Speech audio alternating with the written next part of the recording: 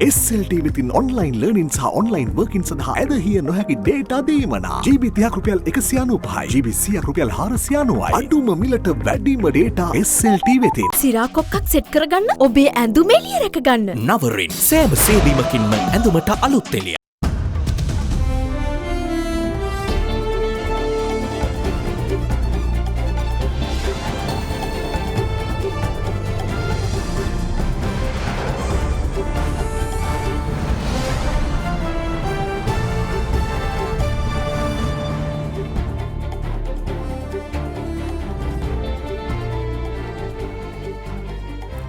අයිබෝන් ඔබ එක්වන්නේ අද දිනට මධ්‍යහ්න ප්‍රධාන පුවත් ප්‍රකාශය සමගින් ප්‍රථමයෙන් පුවත් සිරස්තල. පොලිස් වෙඩිපහරින් මියගිය ගොනක්කෝවිලේ රෝහාගේ අවසන් කටයුතු අද. ප්‍රදේශයට පොලිස් ආරක්ෂාව යොදවයි. මරණය සැමරු 4ක් අත්අඩංගුවට. මත්කුඩු සමග ඉපලෝකම ප්‍රාදේශීය සභාවේ මන්ත්‍රීවරයෙකු අත්අඩංගුවට. බණ්ඩාරනායක ගුඩ සමරුවේදී හිටපු ජනපතිනියගෙන් නිදහස් පක්ෂ නායකයින්ට අවවාදයක්.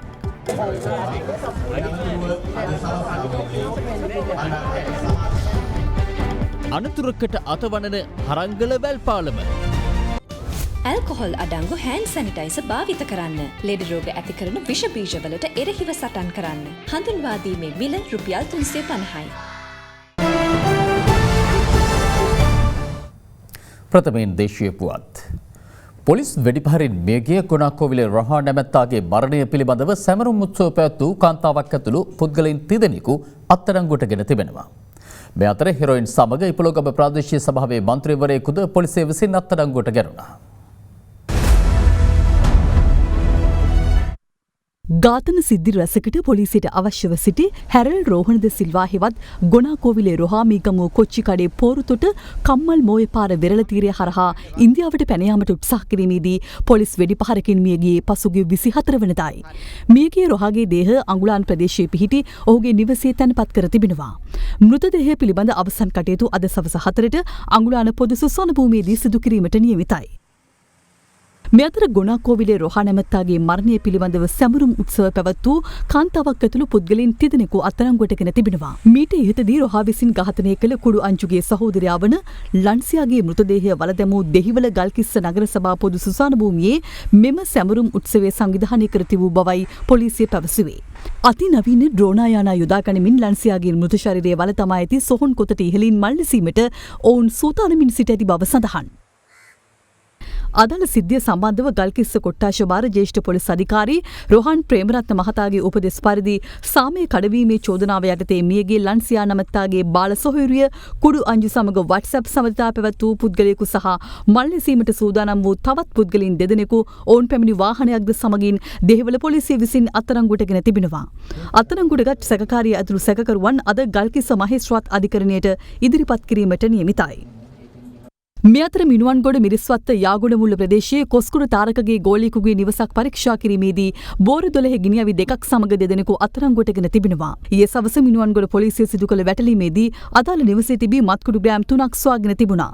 සැකකරුවන් ඊයේ සවස මිනුවන්ගොඩ මහේස්ත්‍රාත් අධිකරණයට ඉදිරිපත් කිරීමෙන් පසුව දින 7ක රැඳවුම් නියෝග මත ප්‍රශ්න කිරීමට පොලිසියට අවසර ලබා දී තිබෙනවා. වෙන්නපුව කිරිමැටි යන ප්‍රදේශයේදී පොලිස් විශේෂකාර බලකාය සිදු කළ වැටලීමකදී අවි ආයුධ තොගයක් සමග 24 හැවිරිදි සැකකරුවෙක් අත්අඩංගුවට ගෙන තිබෙනවා. ඒ විදේශීය රටකින් ගෙන්වන ලද කඩු 7ක්, රම්බෝ පීපහක්, ජීවුණ්ඩ 102ක්, හිස්පතුරම් කොපු 200ක්, පතුරම් සකස් කිරීමට ගෙනෙන ලද යකඩ බෝල 6000ක්ද ඔහු සතුව තිබී පොලිස් බහරයට ගෙන තිබුණා. ඉපොලෝගම ප්‍රාදේශීය සභාවේ මන්ත්‍රීවරයෙකු ඇතුළු තවත් 2 දෙනෙකු හෙරොයින් ග්‍රෑම් 3 මිලිග්‍රෑම් 65කට ආසන්න ප්‍රමාණයක් සමග ඊයේ සවස ඉපොලෝගම පොලිසිය හා යුද හමුදා බුද්ධ්‍යංශය එක්ව සිදු කළ වැටලීමකදී අත්අඩංගුවට ගෙන තිබෙනවා.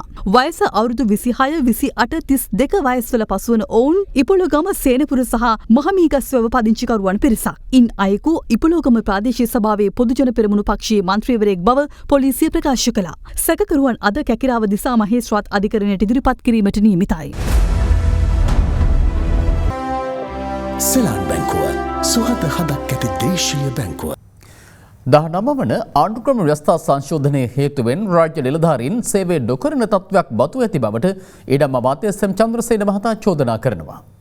මේ 20 වන ආණ්ඩුක්‍රම ව්‍යවස්ථා සංශෝධන පනත් කෙටුම්පත සම්බන්ධයෙන් පක්ෂ විපක්ෂ දේශපාලනඥයින් පළ කළ අදහස් කිහිපයක්.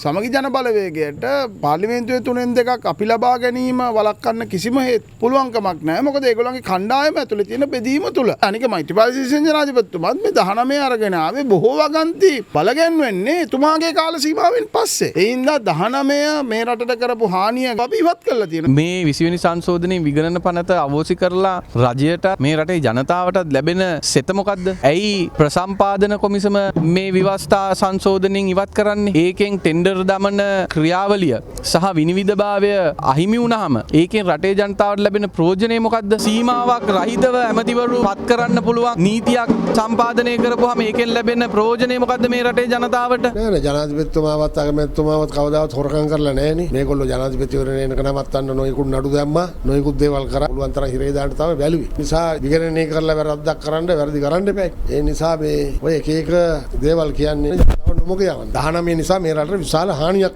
19 නිසා අද නිලධාරීවරු වැඩ කරන්නේ නැහැ. දැන් අපේ පාලනේ හරියට නිකන් එලහරකයි මීහරකයි වගේ ගියේ. ආණ්ඩු දෙකක් කිව්වොත් නිවැරදි. ජනාධිපති එක පැත්තක ආණ්ඩුව, කැබිනට් එක දෙපැත්තක රට ඉස්සරහට ගෙනියන්න බැරි වුණා ජාතික ප්‍රශ්නවලදී. හැබැයි දැන් එහෙම නෙමෙයි සම්පූර්ණ බලයක් දීලා තිනවා මේ රටේ ජනාධිපති පාර්ලිමේන්තුවට 3/2ක් දීලා තිනවා. ඉතින් ආණ්ඩුවට තියෙන 19 අඩුපාඩු තියෙනවා නම් ඒක නිවැරදි කරගෙන මාධ්‍ය සංදර්ශ දාන්න නැතුව ජනතාවට දීපු පොරොන් දෙකක්වත් ඉටු කරලා නැහැ. ඉස්සර සම්මතීම සම්බන්ධව ශ්‍රී ලංකා නිදහස් පස්සේ උකුසු ප්‍රහාරයක් කෙල්ලෙනවා කියලා මාධ්‍ය වාර්තා පළ නෑ එහෙම එකක් නෑ. කොහමදත් එහෙම අපේ කිසිම ගැටලුවක් ඇති කරගන්නේ අපි. විපක්ෂ අධිකරණයට යන එක සම්බන්ධව කොහොමද? ඒගොල්ලෝ ඉතින් අධිකරණයට හරි යන්න බෑ. කොහේ හරි යන්න බෑ. කැමරා තියෙන තැන්වල විපක්ෂය යනවා මේ දවස්වල. කැමරා තියෙන කොතනද? එතන තමයි විපක්ෂය. ඕගොල්ලෝ කැමරානෝ ගිහිල්ලා ඉන්නක බලන්න. ඔය කොහෙවත් යන්නේ නෑ.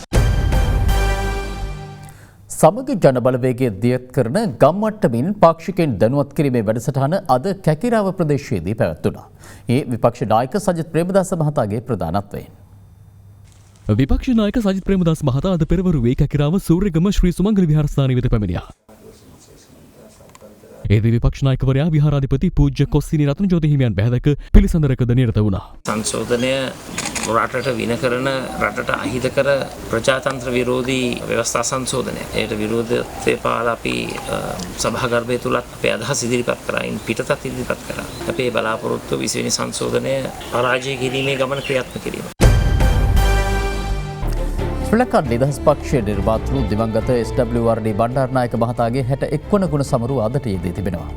මේ වෙනුවෙන් ප්‍රධාන සැමරුම් උත්සවය පැවැත්වුණේ හොරගොල්ල බණ්ඩාරනායක සමාධිය අසලදී.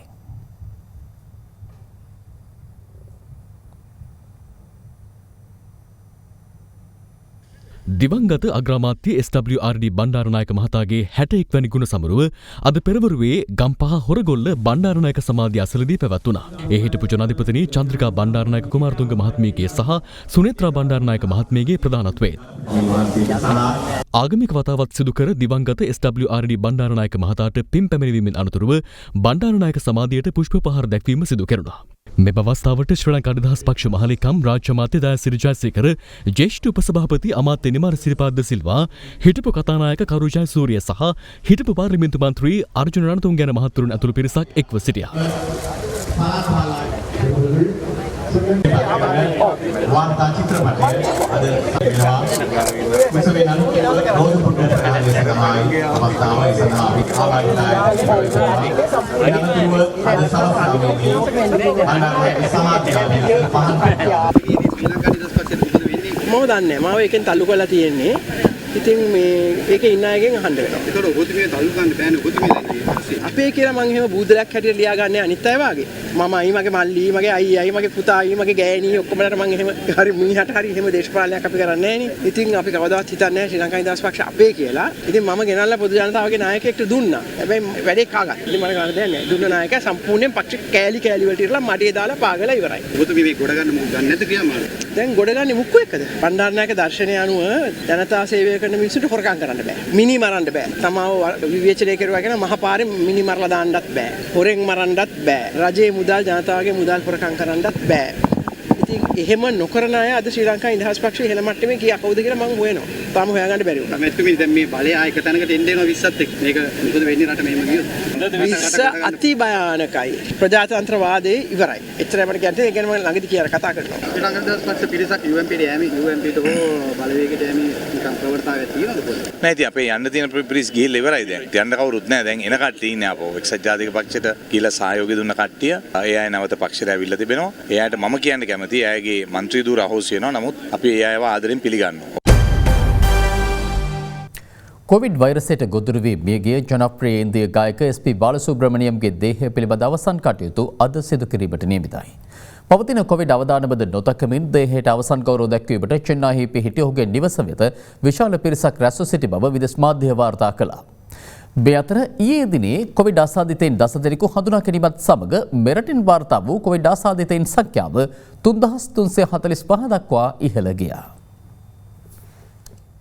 ඊයේ මෙරටින් නව COVID-19 ආසාදිතයන් 10 දෙනෙකු හඳුනාගත් අතර ඔවුන් සියලු දෙනාම විදේශයන්හි සිට පැමිණි පුද්ගලයින්. ඒ සමග මෙරට සමස්ත ආසාදිතයින් සංඛ්‍යාව 3345ක් දක්වා ඉහළ ගියා. කෙසේ වෙතත් ඒ අතරින් ආසාදිතයන්ගෙන් 3158 දෙනෙකු මේ වන විට පූර්ණ සුවය ලබා ඇති බව සඳහන්. ඒ අනුව රෝගීන් 174 දෙනෙකු තවදුරටත් රෝහල්ගතව ප්‍රතිකාර ලබන බවයි සෞඛ්‍ය අමාත්‍යාංශය සඳහන් කළේ. මහා මාර්ග දෙවන්ත පාලම් ඇතුළු සංවර්ධන ව්‍යාපෘති රැසක් ක්‍රියාත්මක වන සමයක තවමත් සංවර්ධනයේ සෙවණැල්ලක් හෝ නොවැටුණු ප්‍රදේශ පිළිබඳව විටින් විට වාර්තා වනවා. නුවරඑළිය කොත්මලේ ප්‍රදේශයේ පිහිටි හරංගල ගම්මානයේද එවැනි අවධානයක් යොමු නොවූ ප්‍රදේශයක්.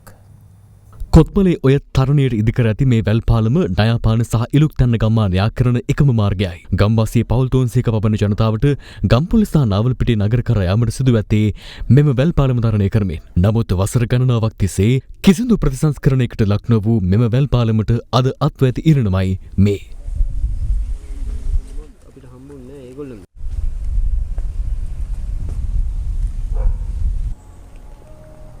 පාලම කැඩලා මේ අඩිය තියන්න බයයි. මේ පාලමේ යන්න දෙන්න බයයි. කේබල් 4ක් තියෙනවා. 4න් 3ක්ම කැඩලා. එක කේබල් එකකින් තමයි පාලම තියෙන්නේ.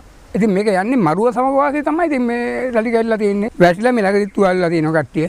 ප්‍රදේශීය පාසල් ළමුන්ට පාසල් යාමට සහ ඒමට ඇති එකම මාර්ගයත් මේ පාලම පමණයි. ගඟේ වතුර ගොඩක් තියෙනවා, ලිස්සනවා, යන්න අමාරුයි. බය හිතෙනවා. සමහරක් වෙලාවට වැටෙන්න යනවා. අම්මා පිටිපස්සෙන් එනවනේ අම්මා අල්ලා ගන්නවා. වගකිව යුතු බලධාරීන්ගෙන් ප්‍රදේශවාසීන් සිදු කරන්නේ එකම එක ඉල්ලීමක්. අපිට ඉතින් කියන්න බෑ අර පාලමක් දෙන්න මේ පාලමක් දෙන්න කියලා. ඉතින් හොඳ විදියකට මිනිසුන්ට ගමන් කරන්න පුළුවන් පහසු විදියකට හදලා දෙන්න කියලා තමයි අපි කියන්නේ. ඒ සමගින් මධ්‍යහ්න ප්‍රධාන පුවත් ප්‍රකාශය වෙන්න අවසන්. සුබ දවසක්.